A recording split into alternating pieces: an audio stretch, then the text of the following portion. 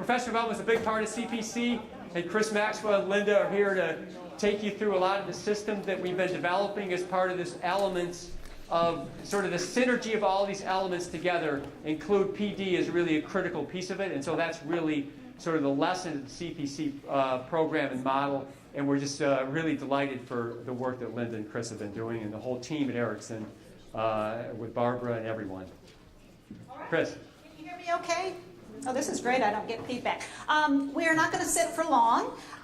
What we wanted to do was just give a quick overview of where we're headed in terms of the professional development this year, as well as just a quick overview of the whole system and our approach for the new people who are here with us, and then spend some time looping back to collaborative leadership teams, knowing that the power for making all of this happen is in the room. So just a quick question. All of us know as educators, we've had some really terrific professional development in our lives, and we've had some pretty not productive, terrible professional development in our lives, right? If we're honest.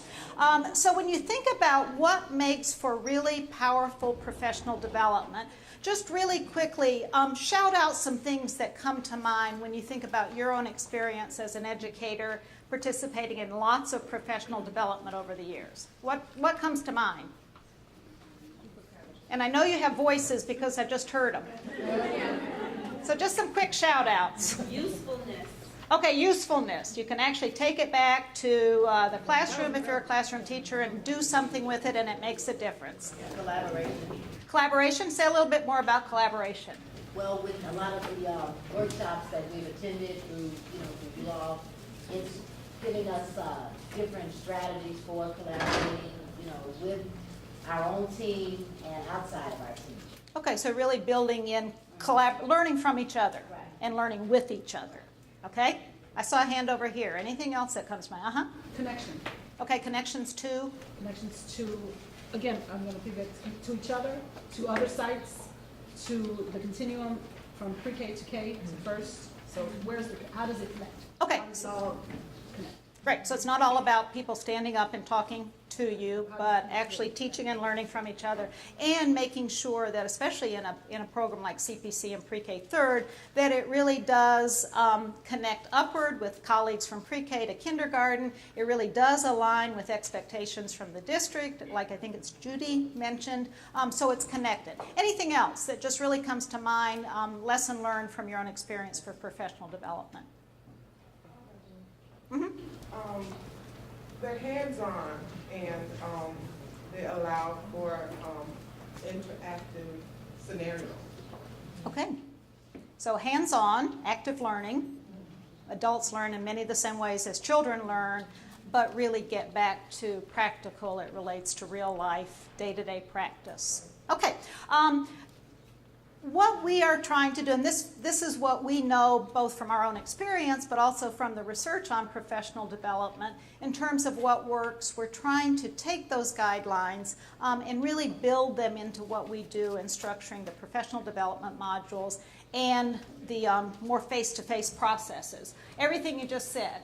As we think about the professional development modules, we're trying to be really mindful of how it connects to what other goals, curricular expectations, knowing Common Core is coming this year, so it really is connected.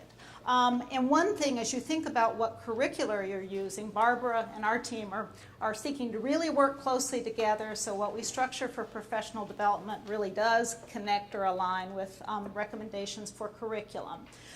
What we're building into the professional development, knowing that it's not all that you do or all that you're expected to do, are really trying to focus on what we might call high-impact strategies, what we know from the research that does make a difference, particularly in the classroom for children, for teaching and learning, that can fit with whatever very specific curricular approach you're using. So we keep it on that level rather than being highly prescriptive around what should be done in each classroom. Focused and relevant to practice, I will say we try to make it very relevant. Active learning and modeling. In our modules, we do seek to have actual practice applications. This year, just know we'll be knocking on your door for videotapes to help us share practices within the context of our modules. In our modules, the intent is never just to deliver them to teachers, but really in the context of delivering the professional development modules, build in lots of applied time for particularly teachers who are engaging in professional development to do real work and collaborating with each other and applying it to the classroom. Follow-up and support. One of our goals for this year, for those of you who have been with us, and also those of you who are new to the system, is to have a much more regularly timed site visit where we are there to support the head teachers as leaders and then also be in every classroom. So we'll talk a little bit more about that, but we couple the online modules with face-to-face school-based support for each of the CPC programs, pre-K building to kindergarten this year, and then finally use technology wisely. One of the things we know is it doesn't make a lot of sense for any of us to plug into a computer and do a webinar or do a course at night by our desk or during the lunch hour. So our goal is a blended model. So the technology really is a tool for high quality professional development rather than the technology driving the professional development we're doing. So that just gives you a place of where we're trying to come from. So if you find that we're not meeting those criteria, we honor those criteria. Make sure you let us know because those are our commitments. So just to kind of give a framework for, again, how our professional development system works. Like I mentioned, it's what's called a blended model in the current jargon, which it couples the online modules, which live there forever, with face-to-face interactions, head teacher with teachers, teachers with each other, and our site facilitators with the teams. Our goal is to really support the head teachers in one of their key roles as leaders of classroom practice in the context of all the other responsibilities head teachers have. Lots of collaborative work time, and then, as I mentioned, follow-up monthly site-based coaching and classroom support for each of the CPC sites, which will focus on kindergarten with some continued involvement with pre-K. And then this is an overview of our content framework, what it is we're focusing on within the CPC modules, just to give you a foreshadowing. You do have this on a green handout somewhere. But if you look at the bottom, last year our focus, as you know, was on pre-kindergarten grade level, classroom practices in pre-kindergarten. And as a part of that, we went back to this idea of high impact strategies. We went back and said, okay, what do we know based on the research and experience that really makes a difference for children's long-term learning and school success in the classroom? So kind of our big child outcomes that we were trying to target through our professional development last year was children's language development, speaking and listening in the classroom, which we know is critical as a part of that vocabulary. Children's higher order thinking, knowing that there probably is a lot greater depth that all of us can reach in our teaching in terms of really understanding children's thinking and elevating and deepening it. Children's self-regulation.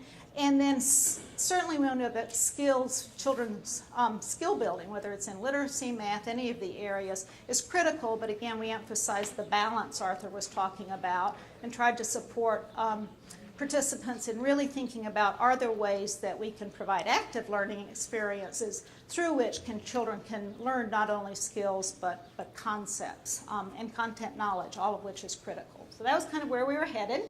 And we had 5 modules focusing on conversations in the classroom as a powerful channel for teaching and learning. Making read-alouds matter. Again, we all have read-alouds in our classroom, but how do we really elevate that quality? Very much a common core-ish thing. Acting out ideas, knowing that dramatization, sociodramatic play is important, but it needs to be educationally important and productive. How do we elevate the quality and have dramatization?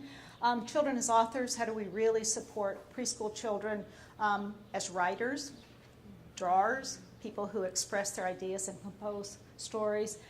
Constructive play for learning, which got into a lot of the engineering that Barbara mentioned, mathematical, scientific concepts, and then movement in the classroom. Again, not just for physical health and development, but movement as a way that children, again, can learn concepts, act on concepts. So those were the modules, and those are still there. Those are living modules available for all of us to dip back into, refine, and pull parts out. So they're there. And as we're moving up then, again, the goal is always connections, as you talked about, continuity, transition, really supporting that alignment. So our framework for this year is, the goal is to produce fewer modules, but couple those fewer modules with more systematic opportunities for site-based support.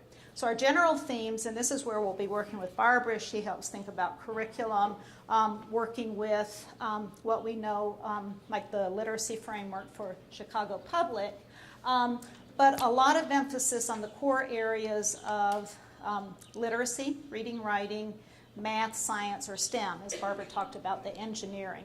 So within those, the big ideas, the big categories, will be producing a module on the language of math and science, which we know the research shows that academic language, even for very young children, and also how we as educators use language with children as an important vehicle for building skills and knowledge. So that will be one area.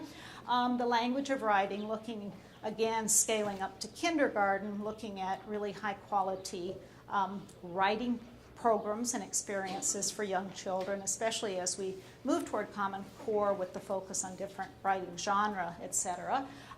Math and science inquiry, so our second modules, which will come in January, February, will go back to these same areas of literacy, math, and science, but dig in deeper, so connected again, and the opportunity to really focus across the year. So math, science inquiry, and I would say that would include capture engineering as well. You'll hear more about ramps and pathways, or probably. And then finally, inquiry-based literacy experiences. So again, as we think about literacy experiences for children, we think about kind of the spirit of Common Core, if not the specific standards. How do we really deepen those literacy experiences for children in terms of developing their more child-initiated inquiry through written materials and materials they hear orally. So that's the framework of where we're headed, really focusing on children's thinking and action, interactive learning, and active inquiry. But again, our overall sequence is constructing the modules, and then we have the opportunity to work with the head teachers to really kind of deconstruct the modules, get the hands on around what's the content, what are the processes, what are the resources I, as somebody who's in the CPC Center daily, can use, work around, okay, now how can you take this back to the teachers, followed by creating opportunities to then have those module experiences with the teachers, and then followed by the on-site head teacher coaching. And one of the things we're adding this year, which is, for lack of a better term, connecting assignments. So as we think about each of the modules, we'll have applications, data to bring back, assignments, children's work samples to bring back to the next module, so there's an opportunity to really strengthen even more the thread of the professional development across the year, knowing it's really that intensive, focused PD in a single area across a year that makes the most difference. And then, as we mentioned, monthly on-site head teacher coaching is probably not quite the right word, but collaborative support with head teachers, and then also classroom observations and visits.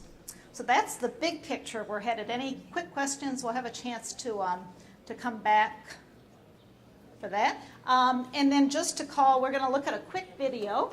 To call your attention, the green handouts are the three papers we have related to professional development. One, just to call your attention to, is Erickson Professional Development Timeline for this academic year. Just know that we'll come back to this. It should give you a pretty good sense of the flow that we expect across the year, and kind of identify the places we need to start scheduling so we can do some problem solving around timelines and that kind of thing. Okay? So more to come on this, but something you can start looking at to anticipate. And we have a great video clip from Peck, I believe, just giving you two teachers' reactions to the professional development they experienced last year. So, when the beginning of the school year, before we started the whole CPC process with the Ferguson Institute, we had different ideas about teaching our children. And after the first PD, when we learned about higher level of higher order of thinking and let the children to talk instead us and build on their knowledge and expertise, we let them talk more. And we ask open-ended questions. We build and we try to make sure that every child has something to say. Even if it's wrong or not, even if they don't know the answers, we try to make sure that they feel free to speak, not to be afraid to speak. And we always tell them, don't worry, even if it's something wrong, we can correct. Try, and by trying, you can learn. The students tended to become more engaged. And by observing that, we were able to spark interest in different activities or different things that were of interest to them to create lessons with. A lot of the students started peer talking. They did very good with conversation starters with their lessons. What do you think would have clearly a higher order thinking question? And they were able to pair share very well, get a partner very quick, follow the rules very well, and the conversation just kept going and going. We started seeing a lot of less teacher talk and more student talk and more student interest, and different lessons started sparking just out of a simple lesson where they were completely engaged. Also, we like, incorporate the music. If we can find something that extended our teaching to the music, that's what we do. We use our music, dancing, and poems so that children can learn better.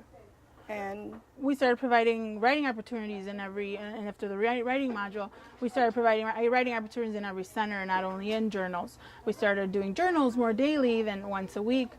We saw the differences they made with writing or letter sound recognition or attempting, early literacy skills. And we started noticing differences once the writing was available to them every day. Then even the journals, we extend, like in one day we asked them to draw pictures, tell me the story about, and the next day I went back to the story and I asked them to tell me more, and they actually start talking to me and make up stories that went on and on for like 2-3 days, and they like that. okay, we're going to go back just for a minute and then do some breakouts to where we started today, or where Arthur started today as the fearless leader of the whole thing across the whole Midwest, with a pretty trite statement, which is that leadership matters. But as I mentioned, you all are really the leader, the power, the leadership that is going to make something that should happen but doesn't usually happen in public schools really take off and benefit our children who need the benefits of a really high quality, comprehensive early education. And just a few little snippets. Obviously we know, or you all know better than anybody, that you make a difference for children's academic and their educational success. There's all kinds of different ways the researchers slice this. One of the underestimates, I think, is some of the recent meta-analysis that said that reported that across studies, principals account for at least 25% of children's academic progress. There's other estimates that are higher that I think are probably more representative, at least from my experience. But the two things that I think really set you all apart and make you very special and potentially powerful is, I can't remember, I think Barbara mentioned it, Arthur mentioned it, several people mentioned it, is, and I think Jacqueline mentioned it, we now are getting greater recognition that not only high quality pre-kindergarten education or preschool education, but really high quality pre-kindergarten plus first plus second plus third, that whole early platform of children's entry into formal education really can make a difference. So we're seeing more reforms that get at that. But you all are the people who will help translate whether those reforms just stay policy or if they really start paying off the potential that we know is there for children. So for CPS, at least, you're leaders in terms of really looking comprehensively at pre-K through third, which to me is a very exciting opportunity, as challenging as pieces of it are. But to me, it gets even better when you think about CPC, which not only is that alignment, that continuity and quality in the classroom from pre-K through third grade, but also really thinking comprehensively about the whole child and the whole family, which then becomes that package that really can make those long-term, 32-year, whatever, long-term outcomes that Arthur has documented in his research from the original CPCs. And just a quote, a critical aspect of CPC, and this is a Reynolds quote, a critical aspect of CPC is using instructional and human resources to better ensure. And then again, we know the elements: appropriate school environment, high quality curriculum, parent involvement, etc. But to me, the important thing here is the human resources. There are lots of moving parts when you think about a CPC leadership team, and each of you in your role, and I think particularly for the principals who sort of are the overseer of all of these moving parts and all of these human resources.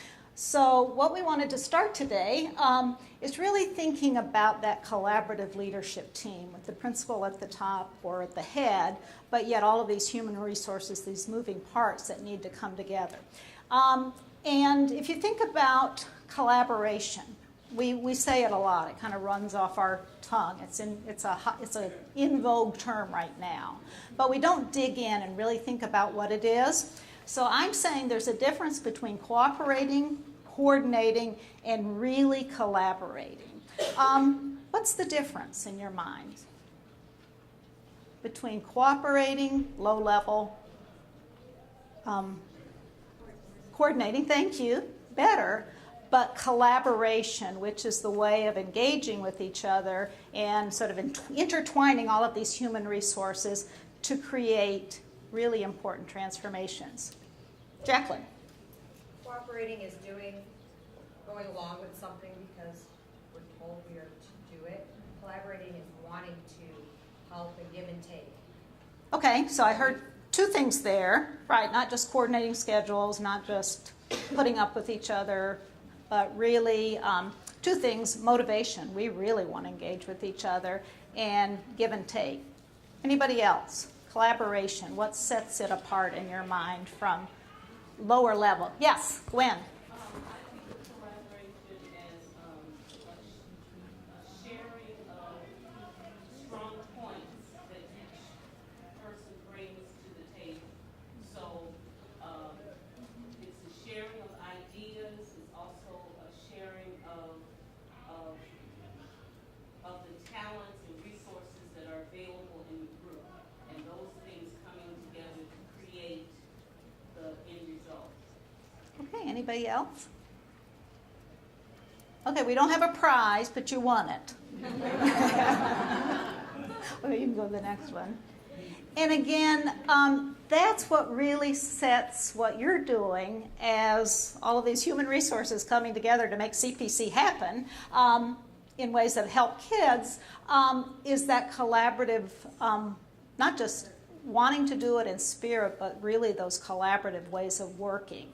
And just what Gwen said is summarized on the left. But I think the two big takeaways are when it really works, and it does really work, the sum is bigger than the parts. And we really do create powerful things. But it also just doesn't happen. It's a fairly unnatural way of working for a lot of us.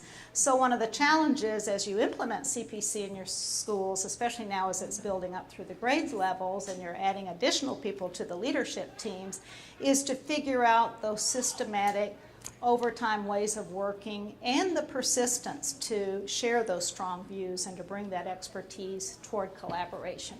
And for those of you who remember Pogo comics, it's been a while, as one of my staff members pointed out to me.